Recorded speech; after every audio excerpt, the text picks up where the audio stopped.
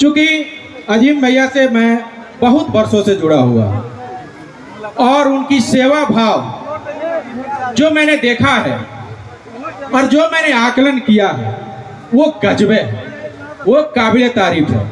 चूँकि वह दुधई के रहने वाले हैं, लेकिन वह सिर्फ ना कि दुधई में ही उन्होंने सेवा किया है, बल्कि मैंने कोरोना काल में भी देखा कि देवरिया, गोरखपुर, बिहार, विभिन्न जगहों पर उन्होंने अपनी टीम को लगाकर जो लोगों की मदद की, उस काल में जिस समय अपने लोगों को पास में नहीं आने देते थे, उस काल में अगर इन्होंने मदद किया तो वाकई में ये बधाई के पात्र है।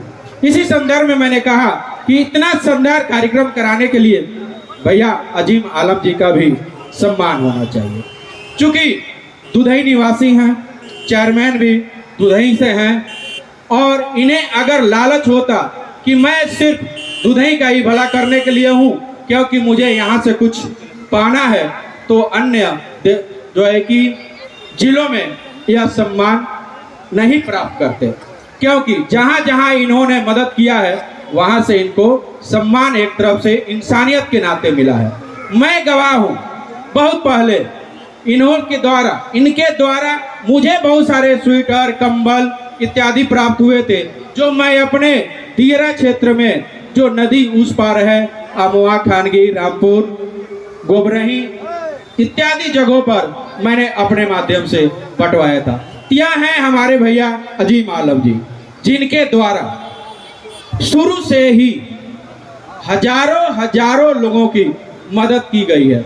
मैं अजीम भैया के द्वारा इतनी प्रसन्न होता हूँ इनके कार्यों को देखकर कि मुझे बहुत सारा प्रेरणा मिलता है। हालांकि मैं भी समाज सेवा से ही जुड़ा हुआ हूँ, मैं भी लोगों की मदद करने का प्रयत्न करते रहता हूँ। हमारी भी संस्था है प्रवासी भारतीय मदद समूह निस्वार्थ, जो विदेश में फंसे हुए लोगों की मदद करती है, जिसमें हमने भी हजारों लोगों को मदद किया।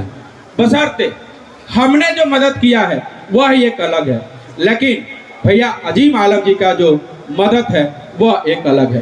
बेसिकली अभी हम मान लें कि यह पद पर हैं, लेकिन जब पद पर नहीं थे तब भी मुझे भी सूचनाएं मिलती थी, और चूंकि मैं सोशल मीडिया से जुड़ा हूँ, देखते रहता था कि अपने पास से जेसीबी लगाकर कहीं पुलिया बनवा दिए छोटी, तो कहीं जेसीबी लगाकर नालों की भी सफाई करवाए, कहीं किसी गरीब असहाय व्यक्ति जिसकी घर आग से जल गया हो, भगवान न करे किसी के साथ ऐसा हो, वहां भी भैया अजीम आलम जी की टीम पहुंचकर उनको मदद किया है।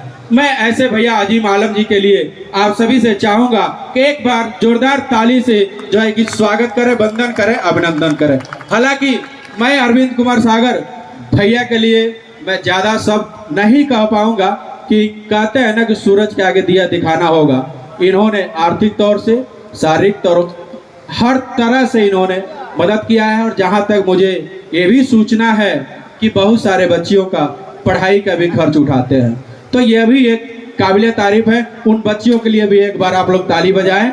और मैं गुरुजी से चाहूँगा कि भैया का भी यह कवि सम्मेलन होने से पहले एक बार सम्मान जरूर करा दीजिए, क्योंकि इतनी जबरदस्त कार्यक्रम कराने के लिए हौसला ही नहीं, हिम्मत ही नहीं, और बहुत कुछ की जरूरत होता है। उस जज्बे को अरविंद कुमार सलाम करता है। इन्हीं शब्दों के साथ मैं अपनी वाणी को समाप्त करता हूँ। जय हिंद, जय भारत।